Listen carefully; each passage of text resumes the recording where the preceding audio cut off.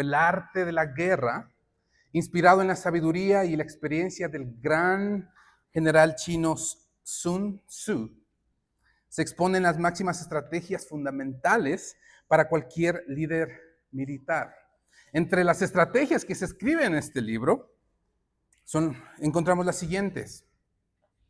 Debes conocer a tu enemigo, sus recursos y sus estrategias. Debes conocer el terreno de batalla. Debes conocer tus propios recursos, tus debilidades, pero también tus fortalezas. Hay que concentrarse en el enemigo y conservar la fuerza propia, la que puedes controlar, manteniendo al ejército de guerra capacitado, convencido y en constante movimiento para que nunca puedas caer en trampas que ya sabes que tu enemigo puede usar. Hermanos, si el mundo secular entiende la necesidad de conocer al enemigo y tener calculado todo el inventario de los recursos de ese enemigo para poder subsistir, cuánto más la iglesia del Dios viviente, nosotros, ustedes, debe comprender el conflicto en el que estamos. Debemos, con la ayuda del Señor, reconocer el error fatal de la iglesia contemporánea, el cual es caminar por este mundo con la mentalidad de que tal vez estamos en paz, de que todo va a ser tranquilidad, cuando no es así. Cuando la Biblia, hermanos, claramente nos dice que tú y yo estamos en un campo de guerra y esto sucede a diario. Hermanos, cuando llegamos a este punto del libro de los Efesios, cuando llegamos a esta sección final, nos encontramos con un apóstol Pablo que ya ha pasado 3 capítulos exponiendo diferentes doctrinas. La doctrina de la elección, de la regeneración, de la soberanía de Dios en la salvación. Pablo también ha pasado 2 capítulos tratando de aterrizar esa doctrina a la vida práctica. Ha venido discutiendo cómo debe caminar el creyente, cómo debe imitar a Dios para evitar caer en un moralismo vacío, cómo ese creyente debe someterse o cómo debe manejar el matrimonio, la familia, el trabajo. Pero es justo en este punto, antes de poder terminar esta carta que nos muestra una realidad que tal vez es invisible, pero es real, que nos rodea cada día. Él nos dice, ustedes cristianos están en guerra. El gran teólogo reformado escocés John Knox entendía esto con tanta claridad cuando dijo, un hombre con Dios de su lado siempre es mayoría. Pero ese hombre debe recordar que la fe no es una hamaca para descansar, sino una armadura para pelear. Una vez más, hermanos, hermanas, visitantes, nosotros los creyentes, los que hemos sido rescatados, escogidos por el Dios soberano, estamos en guerra. La idea central que con la ayuda del Señor va a gobernar estos minutos de exposición es la siguiente. Estamos en guerra y solo revestidos de Cristo permaneceremos fieles. Estamos en guerra y solo revestidos de Cristo permaneceremos fieles. Vamos a dividir este pasaje en tres puntos o 3 categorías principales. Primero, fortalezcanse en el Señor porque están en guerra del versículo 10 al 13. El segundo, del versículo 14 al 17, pónganse toda armadura de Dios para resistir. Y en tercer lugar, oren en todo momento en el Espíritu, desde los versículos 18 al 20. Empecemos con el primero, fortalezcanse en el Señor porque están en guerra. Leamos estos primeros versículos. Fortalezcanse con el gran poder del Señor, dice Pablo. Pónganse toda armadura de Dios para que puedan hacer frente a las artimañas del diablo, porque nuestra lucha no es contra seres humanos, sino contra poderes, contra autoridades, contra potestades que dominan este mundo de tinieblas, contra fuerzas espirituales malignas en las regiones celestiales. Por lo tanto, pónganse toda armadura de Dios, dice Pablo, para que cuando llegue el día malo puedan resistir con firmeza. En este primer punto, hermanos, cuando estamos entendiendo de fortalecernos en el Señor, debemos entender, hermanos, que la fuente del poder no es interna, sino externa. Pablo no está tratando de enfatizar lo que nosotros podemos hacer para luchar contra el pecado. En esta porción del 10 al 20, vamos a encontrar 10 imperativos, 10 verbos que no son sugerencia. Pablo no está diciendo si es que tienen tiempo, si es que pueden, hagan esto, sino son verbos que vienen a representar un mandato, vienen a ser una orden. Y el primero es súper importante de notar, porque él nos pide fortaleza, pero acudiendo al poder del Señor. Es bien importante notar esto, hermanos. Para comenzar, versículo 10, fortalezcanse, dice Pablo. Y pareciera ser que Pablo está diciendo, pónganle ganas y échenle ganas y busquen esa fortaleza, ¿no es cierto? Hermanos, pero es tan importante notar cómo el autor, Pablo en este caso, está escribiendo este verbo en una voz pasiva continua. No quiero entrar en tecnicismos en este punto, pero es bien importante notar aquí que cuando el autor está escribiendo un verbo en voz pasiva, está diciendo que ese efecto de ese verbo no viene de mí, sino viene de alguien más. Algo bien fácil para entender la voz pasiva es cuando un niño, su padre o su madre lo baña. Alguien podrá decir, el niño se bañó, ¿verdad? Pero en realidad su padre hizo todo lo necesario para que ese niño pueda bañarse. Es lo mismo aquí. Entonces cuando Pablo dice fortalezcanse, lo que está diciendo Pablo, lo que está comunicando es que el Espíritu del Señor, Dios mismo, va a fortalecerlos. Es bien importante establecer este fundamento porque esto nos permite no caer, hermanos, en el moralismo. Ese es el peligro del púlpito. Ese es el peligro de muchos pastores. Porque yo puedo decirte, hermano, esto es lo que Dios espera, esto es lo que tienes que hacer, y ya sabes lo que tienes que hacer, y listo. Es como esos padres, los padres van a entender muy bien en esta parte. Ustedes le pueden decir a sus hijos qué hacer, pero los hijos no van a hacer eso. No porque le digas, lo van a hacer. Lo van a empezar a hacer cuando ellos tengan una verdad superior, cuando Dios trabaje en sus corazones. Entonces lo que Pablo está haciendo aquí es súper importante y esta es la base, pienso, del resto del pasaje. Establecer el hecho de que cualquier mandato, cualquier imperativo que vamos a observar en este punto, tiene la base de la dependencia de Dios. Si te puedes fortalecer, si te puedes poner esa armadura, si puedes incluso orar, es porque el Señor está teniendo misericordia de ti, es porque Él está haciendo su obra en ti. No significa buscar fuerzas, cuando Pablo dice fortalezcanse, no significa buscar fuerzas dentro de nosotros mismos. Por lo tanto, no va a significar encuentren una motivación interior. Saca la mejor versión de ti, como en muchos púlpitos se escucha. Hermanos, la exposición de Pablo es cristocéntrica. Significa literalmente, déjense fortalecer o fortalezcanse por medio del Espíritu del Señor de manera continua por esa fuente externa que es el Señor mismo. Él es nuestra fuerza. Por lo tanto, Pablo está comunicando aquí, lo que está comunicando aquí, hablando sobre esa guerra espiritual, es ese reconocimiento absoluto, hermanos, de nuestra propia debilidad carnal.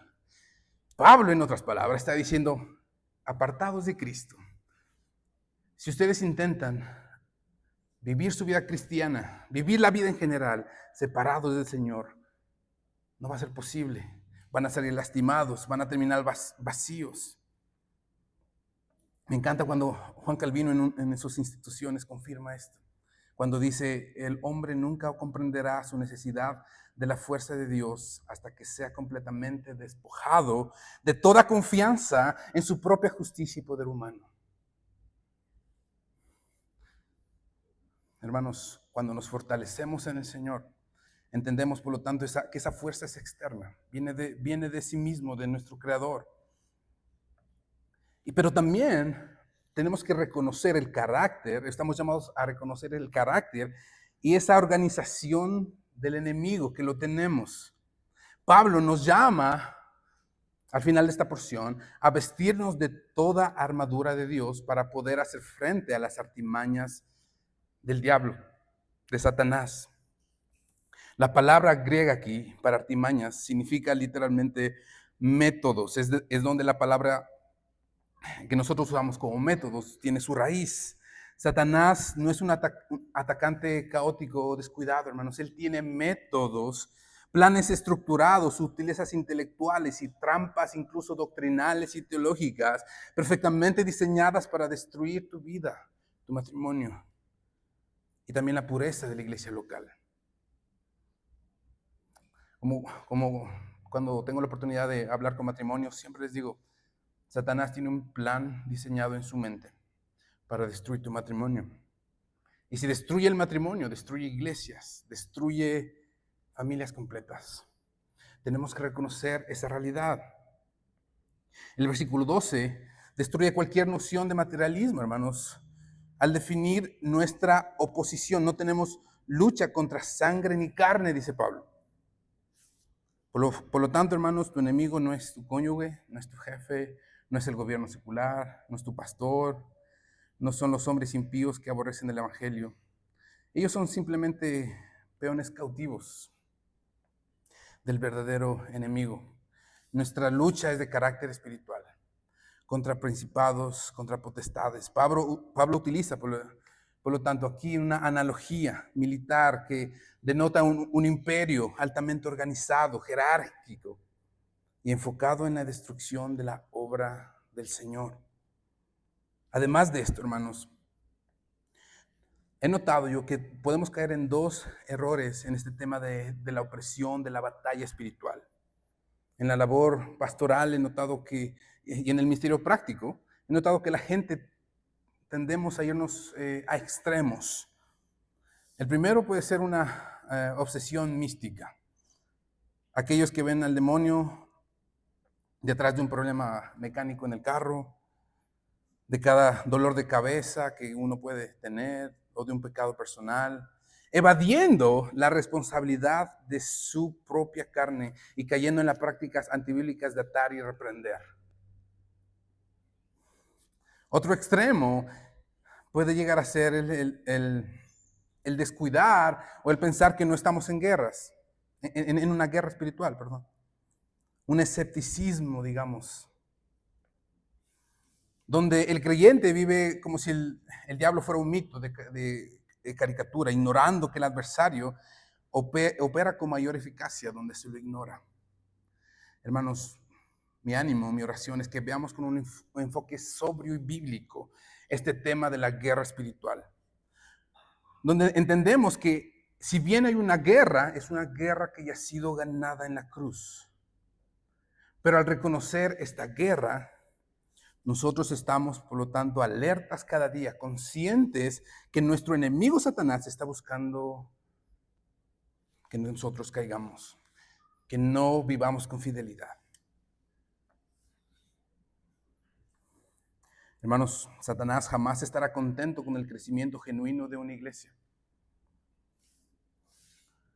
Cuando el evangelio avanza, el infierno moviliza sus huestes para atacar la unidad de los hermanos, introducir falsas enseñanzas, desanimar a los creyentes. Por eso el verbo 13 repite con urgencia, por tanto, tomad la armadura de Dios.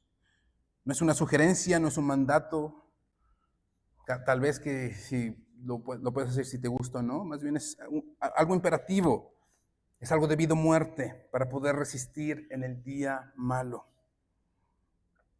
Por lo tanto, nos fortalecemos en el Señor y estamos conscientes de que estamos en una guerra espiritual que está ganada. Sabemos el final de la guerra, sabemos cuál es el resultado, pero estamos llamados a luchar en ella. Fortalezcanse, por lo tanto, en el Señor. Punto 2, pónganse toda armadura de Dios para resistir. Versículos 14 al 17, manténganse firmes, dice Pablo, ceñidos con el cinturón de la verdad, protegidos con la coraza de justicia. Versículo 16, tomen el escudo de la fe con el cual pueden apagar todas las flechas encendidas del enemigo. Tomen el casco de la salvación y la espada del Espíritu, que es la palabra de Dios. Hermanos, en este punto quiero invitarlos a que examinemos las piezas de este equipamiento divino que el apóstol describe detalladamente aquí, las cuales, si bien son una analogía, esconden un significado teológico y práctico importante para la vida del creyente. La armadura del creyente. Vamos a ver 6 elementos que Pablo va a resaltar, a hacer como decía, una analogía para el creyente. El primero es el cinturón de la verdad, que tiene que ver con la integridad y doctrina pura. La coraza de justicia, la cual tiene que ver con la santidad práctica y posicional.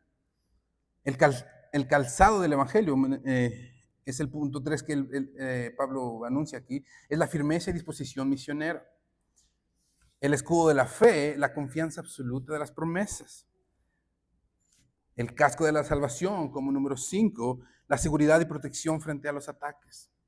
Y la espada del Espíritu, que viene a ser la palabra del Señor. Empecemos con el primero, el cinturón de la verdad.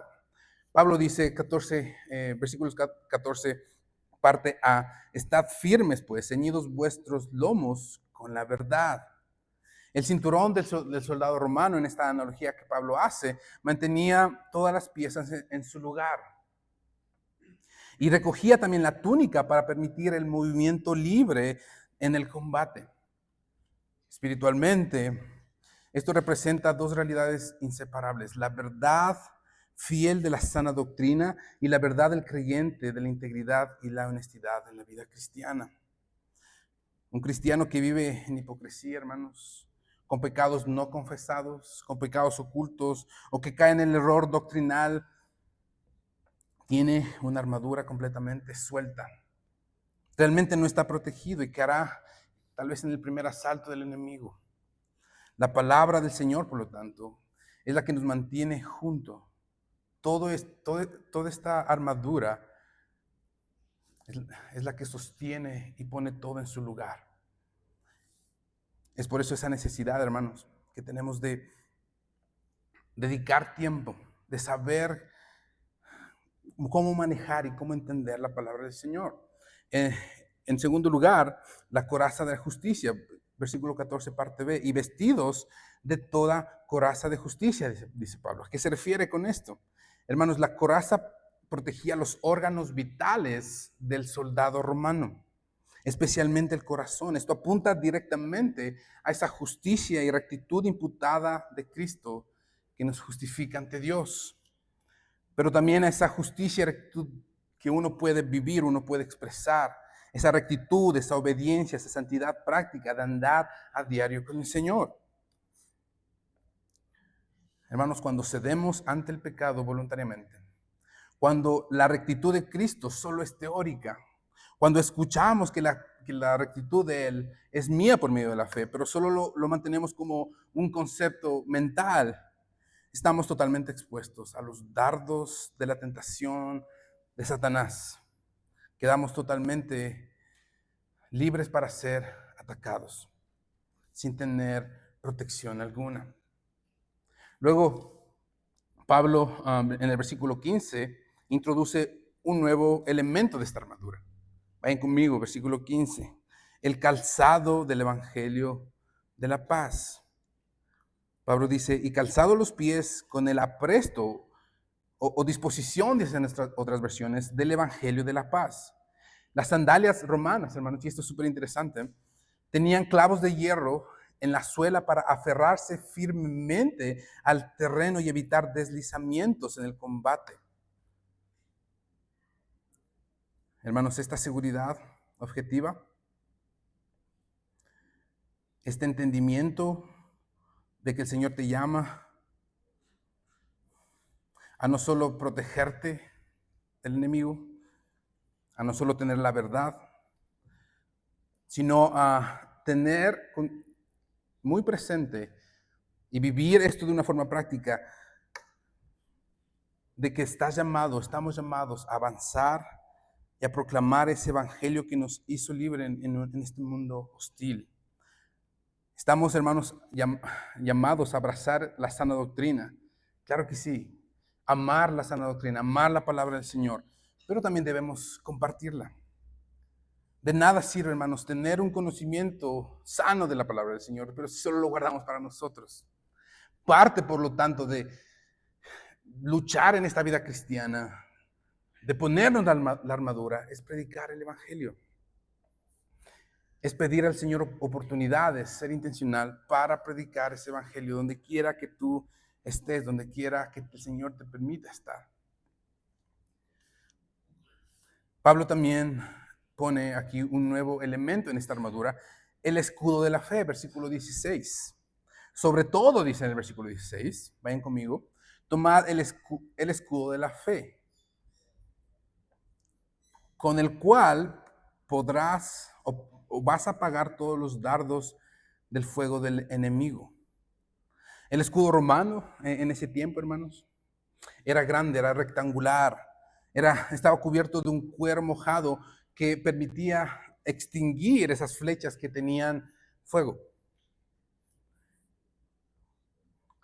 Pablo usa un lenguaje parecido, hace una, como venía diciendo, esa analogía para expresar, para explicar esto. El enemigo arroja constantemente dardos, llámese eso, duda, pensamientos lascivos, pensamientos de temor, de desconfianza en el carácter del Señor, dudas sobre mi salvación. Aquí, hermanos, entran las cosas que tú y yo batallamos, que bien sabemos que todavía necesitamos llevar a la cruz, entregarle completamente al Señor. En la ilustración que compartí al principio, veíamos que es sabio saber cómo nuestro enemigo actúa y cómo sus estrategias son. Hermanos, normalmente en la vida cristiana, Satanás va a atacar donde nosotros somos débiles. No se va a enfocar en nuestras fortalezas, porque su objetivo es hacernos caer, sino va a enfocarse en lo que nosotros batallamos. Por lo tanto, este enemigo ya no es tan poderoso, ya no se vuelve tan impredecible, porque sabes que te va a atacar donde más necesitas trabajo, donde más necesitas la cruz. Ahora, pero ¿cómo se apagan esos dardos en este lenguaje que Pablo usa? Hermanos, no se apagan, no se batallan, no se luchan con métodos humanos, teniendo una buena actitud. Eso es puro humanismo, eso es puro moralismo, sino con un fruto del Espíritu Santo, según Pablo aquí. ¿Cuál? La fe. Esa fe que solo el Señor nos puede dar, esa convicción, esa confianza absoluta en, en su fidelidad y en sus promesas. Es esa fe, hermanos, de que el Señor cuida de nosotros, de que Él nos capacita, de que Él nos hace capaces de luchar contra eso, lo cual nos termina protegiendo. Además, Pablo introduce un nuevo elemento aquí, el casco de la salvación, versículo 17, parte A. Y tomen el yelmo o casco de la salvación. Dicen, versículo 17, parte A. El casco, hermanos, protegía la mente de golpes mortales en esta analogía que Pablo está haciendo con los soldados romanos. El campo favorito de Satanás, hermanos, es nuestra mente. Todo pecado que se ejecuta, que se cristaliza, empezó con un pensamiento. Él atacará pensamientos, pondrá dudas en la fe. Va a tratar de convencer al creyente de que Dios ha abandonado debido a sus tropiezos.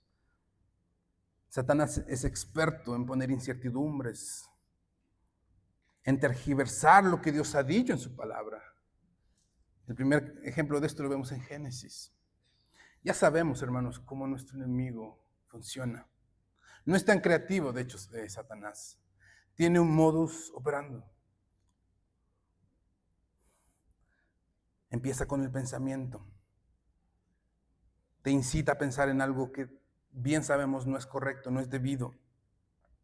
Luego lo empiezas a considerar. Si no te estás defendiendo, si no estás en una comunión diaria con el Señor, empiezas a considerar ese pensamiento. Luego ese pensamiento se convierte en convicción. Lo empiezas a imaginar ya. Y luego eventualmente, cuando hay una separación en tu relación con el Señor, en tu relación con su palabra, eventualmente caemos. No es que estamos en el mejor día con el Señor y estamos espiritualmente súper bien y uno cae en pecado y uno puede decir, no, pero no, yo estaba bien con el Señor y no sé qué pasó. No es real, hermanos. Progresivamente, Satanás nos pone en situaciones donde nosotros empezamos a pensar, a maquinar ese pecado y eventualmente lo cometemos. Por lo tanto, el casco es esa seguridad permanente de que tu redención eterna, hermano, está en Cristo. Esa certeza,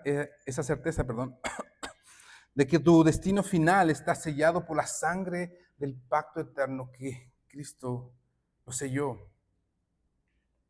De que estás a salvo, al final del día estás a salvo, de que tu garantía de tu salvación, hermano, no está en ti, sino está en los méritos del Señor. Como decía, estamos frente a una guerra, la cual ya ha sido ganada, la cual ya sabemos el final. Sin embargo, estamos llamados a pelearla. Y finalmente, el último elemento que Pablo va a usar aquí es la espada del Espíritu, versículo 17, parte B. Lean conmigo, por favor, acompáñenme con su mirada. Y la espada del Espíritu, que es la palabra de Dios. Pablo, en el mismo versículo, define a qué se está refiriendo con esa espada del Espíritu. Y es bien interesante notar aquí, hermanos, que este elemento es la única arma ofensiva de esa lista. El resto fue protección. Pero en este punto Pablo está dando la única arma ofensiva de esta lista. La palabra que Pablo utiliza aquí para espada se refiere a una espada corta de combate cercano. Tenía esa implicación. Y la palabra para palabra de Dios no es la palabra logos, la cual se refiere a una revelación general, sino la palabra rema, la cual se refiere a una declaración específica de la verdad de Dios aplicada a una situación concreta. Es importante notar esto porque la palabra rema es la misma palabra que se usa en Mateo 4, cuando el Señor Jesús enfrentó la tentación en el desierto, utilizando declaraciones específicas de la Escritura para desarmar al diablo. Es por eso, hermanos, la urgencia de conocer bien su palabra, memorizarla, saber usarla con precisión ante las mentiras del enemigo. En Mateo 4, Jesús mismo nos enseña cómo se usa esta espada. ¿Cómo es que nosotros respondemos ante las tentaciones? Lo hacemos con su palabra, con su sabiduría. ¿Somos tentados? Tenemos una palabra en nuestra mente, en nuestro corazón, para responder a eso y por lo tanto podemos defendernos. La palabra es tu arma con la que te defiendes, mi hermano. La palabra del Señor no solo nos alimenta, no solo nos guía, sino que nos capacita para vivir esa vida en santidad al darnos argumentos contra el enemigo en la tentación. La palabra del Señor no es un arma que corta en dos, sino es un argumento espiritual para responder de la tentación. Hemos visto, hermanos, que nos fortalecemos en el Señor.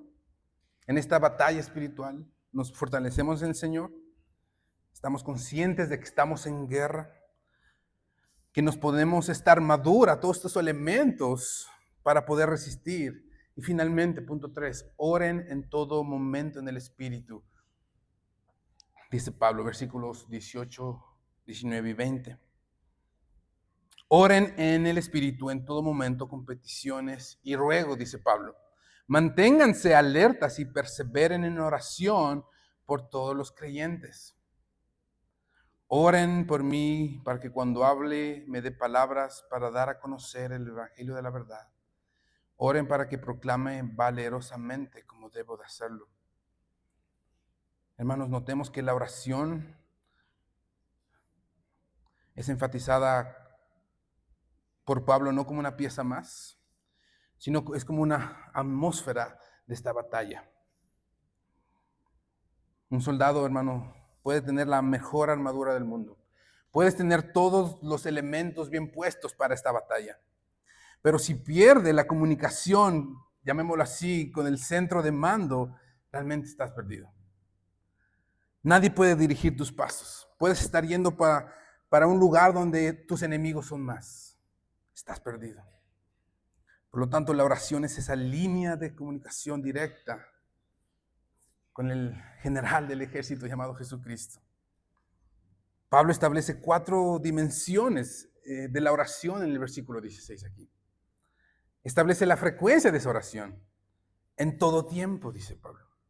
Usa una palabra que literalmente significa en todo tiempo, absolutamente en cada momento. Cuando nos sintamos bien, cuando nos sintamos mal, en victoria, en derrota, en tentación, en todo tiempo. La frecuencia de la oración es en todo tiempo. También la variedad, con toda oración y ruego, dice Pablo. También define la actitud que debe tener el creyente frente a la oración, velando en ello con toda perseverancia, con constancia.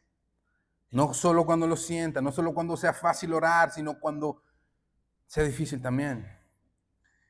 Y también define o establece el alcance de esta oración, que es por todos los santos. Estamos llamados a orar no solo por nosotros, sino por todos los hermanos y hermanas, porque reconocemos que todos, absolutamente todos, estamos en una batalla espiritual. Pablo también presenta un contraste, aquí. Orar en el Espíritu en comparación a orar en la carne. Debemos diferenciar esto, hermanos. ¿A qué Pablo está refiriendo aquí cuando dice orar en el Espíritu? Y cómo esto se contrasta con orar en la carne. Orar en la carne, hermanos, es una actitud puramente religiosa, mecánica, egoísta incluso, centradas en los deseos terrenales. Son esas oraciones que los fariseos hicieron, que buscaban impresionar a los hombres.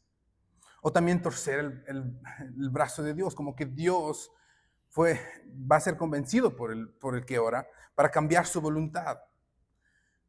Cuando oramos en la carne, solo nos enfocamos en lo que nosotros necesitamos y nada más. En lo que nosotros pensamos está bien y no pidiendo la voluntad de Dios, lo cual representa el contraste aquí de orar en el Espíritu, lo cual significa estar alineados a la mente de Dios, sumisos a su voluntad revelada en las Escrituras, bajo la dirección y el poder del Espíritu Santo, el cual intercede por nosotros. Romanos 8:26 nos da un poco de luz aquí cuando dice Pablo, asimismo, en nuestra debilidad el Espíritu acude a ayudarnos. No sabemos qué pedir, pero el Espíritu mismo intercede por nosotros con gemidos que no pueden expresarse con palabras. Por lo tanto, hermanos, vamos a la oración o nos acercamos a la oración conscientes de que oramos no porque vamos a cambiar la voluntad de Dios, no porque Dios ahora está obligado a cumplir lo que yo quiero, la lista que le tengo de todos mis deseos, sino oramos para que el Señor cambie nuestro corazón y que nosotros podamos aceptar su soberana, buena, agradable, fiel voluntad. Finalmente, hermanos, en este tercer punto de orar en todo momento en el Espíritu, no en la carne, sino en el Espíritu. Oremos, hermanos, por los que están en la primera línea de batalla. Noten aquí, en los últimos versículos, la humildad del apóstol Pablo.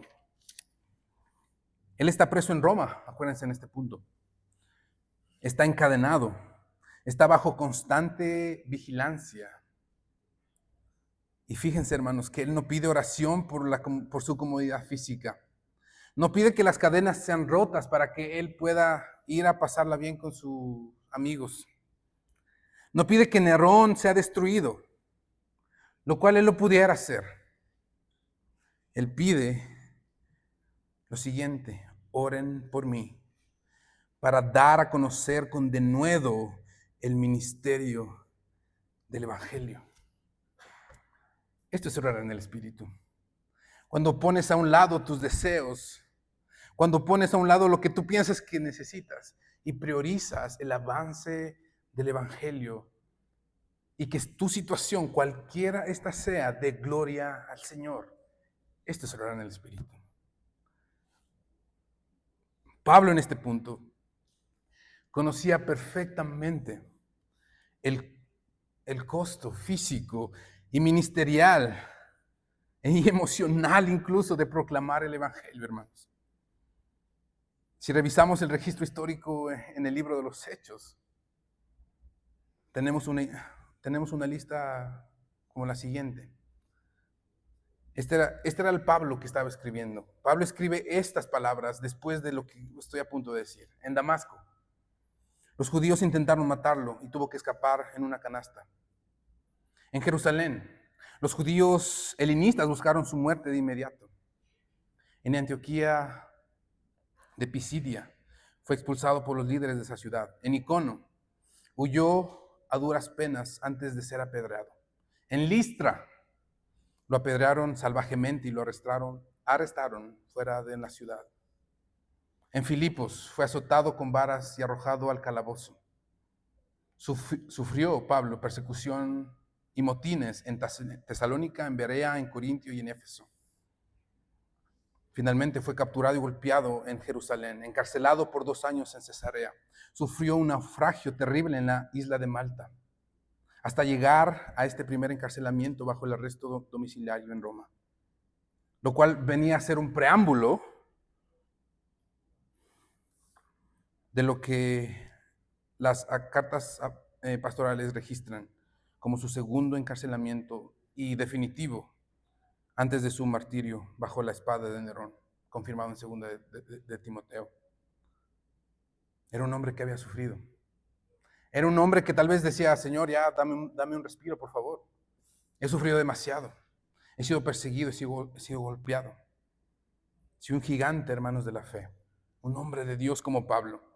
Reconocía su necesidad absoluta de las oraciones de la iglesia para mantener esa convicción, ese denuedo, y para que él pueda mantenerse fiel en medio del sufrimiento a proclamar su palabra. ¿Cuánto más nosotros, los creyentes, los que estamos en el servicio al Señor, los misioneros, los pastores, los creyentes como tú, como yo? ¿Cuánto más necesitamos nosotros? Hermanos, si de sufrir se trata, Pablo es el mejor ejemplo después de Jesús, de lo que significaba llevar ese mensaje y las consecuencias de llevarlo. Para terminar, toda esta armadura, todo esto que escuchamos, que tal vez puede ser teórico y mi oración es que no lo sea, se aplican o tienen su conclusión cuando entendemos que esta armadura, hermanos, es Cristo mismo. Todos estos elementos los encontramos en el Señor. Este pasaje no está desconectado en ninguna forma del Evangelio mismo. ¿Dónde encontramos estos recursos, estas piezas, para que calcen de manera perfecta? Es en Cristo.